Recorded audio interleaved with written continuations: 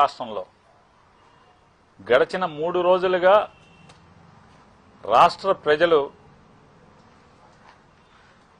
పెట్రోల్కి డీజిల్కి కొరతతో విపరీతమైనటువంటి అగచాట్లు పడుతున్నారు. 45 ఏళ్ల ఇండస్ట్రీ అని చెప్తాడు ఆయన. భారతదేశంలో నాకన్నా అనుభవం ఉన్న ముఖ్యమంత్రి లేరని చెప్పి చంద్రబాబు నాయుడు గారు కోటలు దాటిస్తారు, సొరకాయలు కోసేస్తుంటారు. నాకంత ముందు చూపు లేదు అంటే నేను చంద్రబాబు నాయుడికి ఉన్నంత ముందు చూపు ఈ భారతదేశంలో మోడీ కూడా లేదని చెప్పని గప్పాలు కొడుతుంటారు. అసలు ఆయన కోసే సొరకాయలు ఇక వాళ్ళ అబ్బాయి లోకేష్ గారు చెప్తారు, ఆంధ్రప్రదేశ్ రాష్ట్రానికి ఏముందంటే చంద్రబాబు నాయుడు ఉన్నాడు చాలని చెప్పి ఆయన డప్పాలు కొడుతుంటారు. అంటే అసలు వీళ్ళు కోసే సొరకాయలకి అసలు మామూలు రాష్ట్రంలో పండే సొరకాయలు వేయి చాలవు. ఇన్ని డబ్బాలు కొట్టేటువంటి వీళ్ళు ఇవాళ ఈ స్థితి ఎందుకు వస్తుంది? కేంద్ర ప్రభుత్వంతో మాట్లాడలేకపోతున్నారా? అంటే ఇవాళ పెట్రోలు డీజిల్కి బారులు తీరితే కేవలం మీకు కనపడేది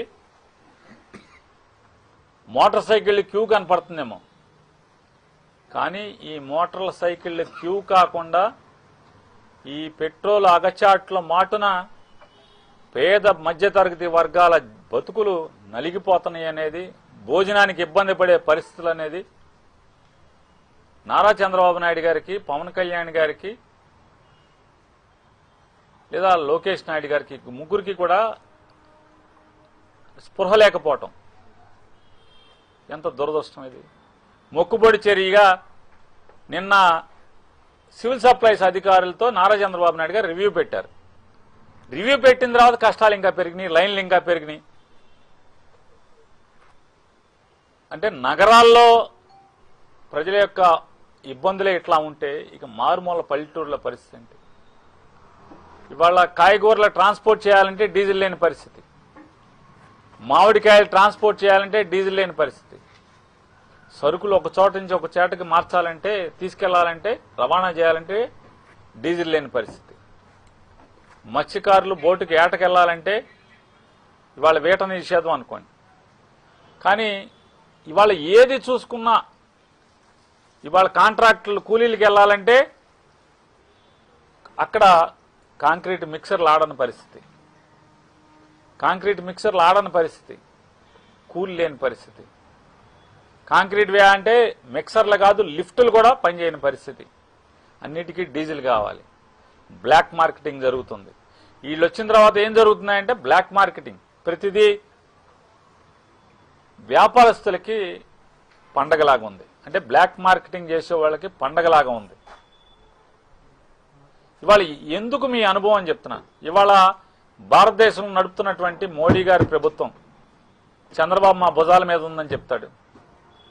ఆంధ్రప్రదేశ్ రాష్ట్రంలోని ఎంపీలు లేకపోతే కేంద్రంలో మోడీ గారి గవర్నమెంట్ లేదు.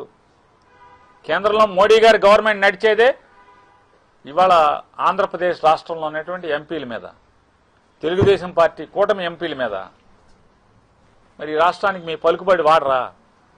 మీ పలుకుబడి అంటే చంద్రబాబు నాయుడు గారు పలుకుబడి దేనికి వాడుతున్నాడే అంటే ఢిల్లీ నుంచి వైఎస్ఆర్ కాంగ్రెస్ పార్టీ వాళ్ళ మీద ఈడీ రైడ్లకి, సిబిఐ రైడ్లకి, దీనికి తప్పితే దేనికి వాడుతున్నారు మీరు? అప్పులు తేటాకి వాడుతున్నారు. కేంద్రంలో మీ పలుకుబడి దేనికి వాడుతున్నారా అంటే గేట్లు ఎత్తేసి హద్దులు లేని అప్పులు తేవటాకి, లేదా వైఎస్ఆర్ కాంగ్రెస్ పార్టీ వాళ్ళ మీద ఈడీ రైడ్లు చేయించటానికి. ఇవాళ నేను చెప్పట్లా, సాక్షాత్తు చంద్రబాబు నాయుడు గారు తమ్ముడే చెప్తున్నాడు. ఈడీ రైడ్లు చంద్రబాబు నాయుడు గారు చేయించారు మా మీద అని చెప్పి నిన్న స్టేట్మెంట్ ఇస్తున్నారు కదా. మరి ఎందుకు మీరు రాజ్యం వెళ్తున్నారు? ప్రజల కష్టాలు పట్టించుకోరు, బాగోగులు పట్టించుకోరు.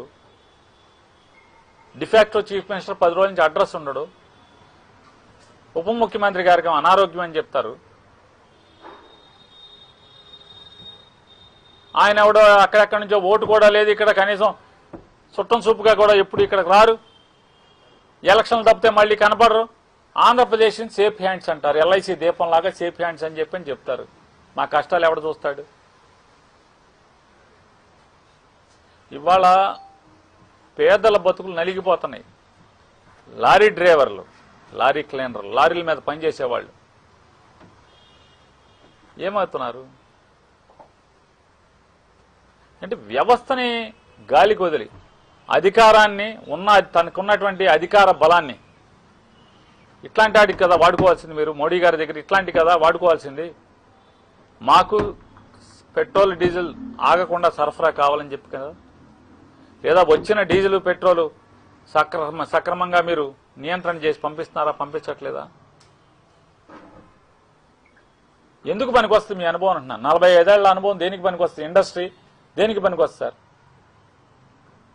కూరక నారక దేనికి వస్తుంది? ఇట్లాంటి అప్పుడే కదా మీ అనుభవం ఉపయోగించాల్సింది, మీ ముందు చూపు.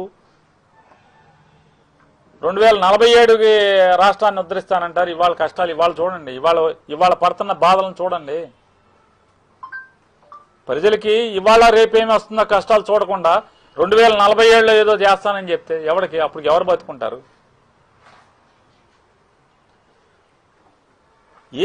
మీకు అనుభవం దేనికి పనికి వస్తుంది? జగన్మోహన్ రెడ్డి గారు 5 ఏళ్లలో చేసిన అప్పు మీరు 22 మాసాల్లో చేసి పారేసారు. దానికి తప్పితే దేనికి పనికి వచ్చింది? మీరు ఇవాళకి అప్పుల పేరు చెప్తారు. అయ్యా ఎక్కడో 10 రోజుల నుంచి నారా లోకేష్ నాయుడు గారు 10 రోజుల నుంచి కనపట్లేదు అంటున్నారు. 10 రోజుల నుంచి మీరు కనపడరు, ఆయనకి ఆరోగ్యం బాగోదు, మీ నాన్నగారేమో చేయలేకపోతున్నారు. తక్షణం పాలకొల్ని చంద్రబాబు నాయుడు గారిని మేల్కొనమంటున్నాం. ఈ సొరకాయ కోతలాపి మోడీ గారితో మాట్లాడి ఇవాళ ఆంధ్రప్రదేశ్ రాష్ట్రంలో ఉన్నటువంటి డీజిల్ ఇబ్బందుల్ని, పెట్రోల్ ఇబ్బందుల్ని తక్షణం దాన్ని అడ్రస్ చేయమని చెప్పని ప్రజలకి ఆ కష్టాల నుంచి గట్టెక్కించమని చెప్పని డిమాండ్ చేస్తున్నాం వైఎస్ఆర్ కాంగ్రెస్ పార్టీ తరఫున.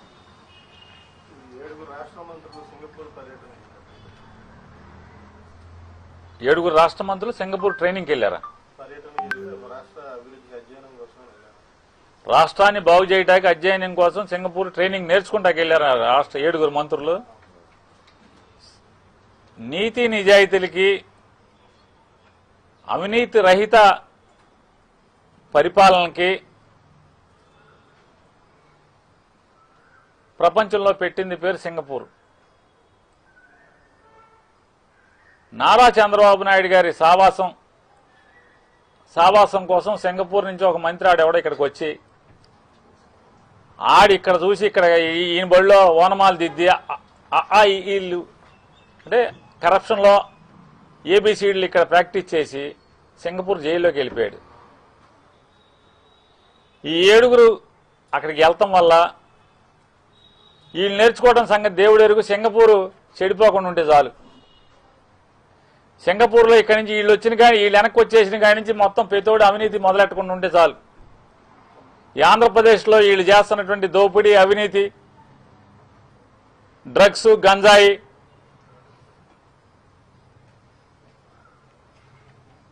వీళ్ళ వల్ల సింగపూర్ చెడిపోకుండా ఉంటే చాలు.